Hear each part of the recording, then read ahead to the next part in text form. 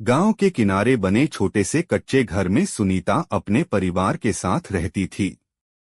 उसके पति राजेश शहर में मजदूरी करते थे और महीने में 1-2 बार ही घर आ पाते थे। घर में सास और 10 साल का भतीजा मोनू भी था। मोनू बचपन से ही अपनी चाची सुनीता के बहुत करीब था। उसकी मां का देहांत तब हो गया था जब वह सिर्फ 3 साल का था। तभी से सुनीता ने उसे अपने बेटे की तरह पाला था। मोनू बड़ा चंचल और शरारती था। पूरे गांव में उसकी शैतानियों के किस्से मशहूर थे। कभी किसी के खेत से आम तोड़ लाता तो कभी तालाब में दोस्तों के साथ कूद जाता। लेकिन जब भी कोई शिकायत लेकर घर आता, सुनीता मुस्कुराकर कहती, अरे बच्चा है, धीरे धीरे समझदार हो जाएगा। एक दिन गांव के स्कूल में वार्षिक परीक्षा का परिणाम आया। मोनू इस बार फेल हो गया।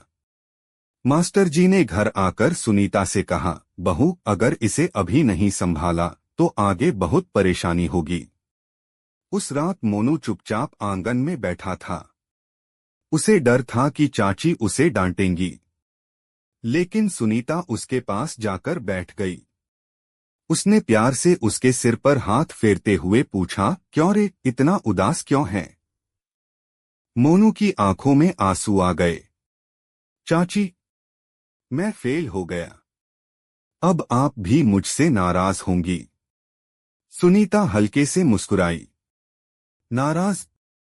अरे पगले, हारने वाला ही जीतना सीखता है। अगर गिरोगे नहीं तो संभलना कैसे सीखोगे? उसकी बातें सुनकर मोनू के मन का डर दूर हो गया। अगले दिन से सुनीता खुद उसे पढ़ाने लगी।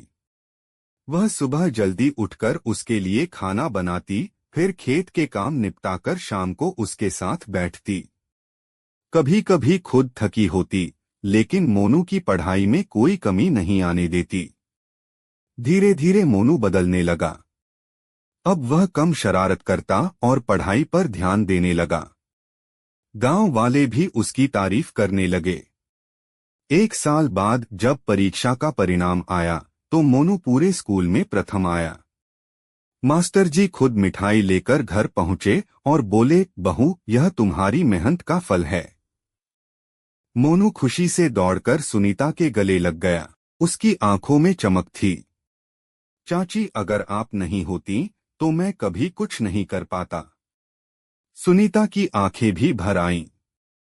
उसने मोनू को सीने से लगाकर कहा, बेटा, मां बनने के लिए जन्म देना जरूरी नहीं होता।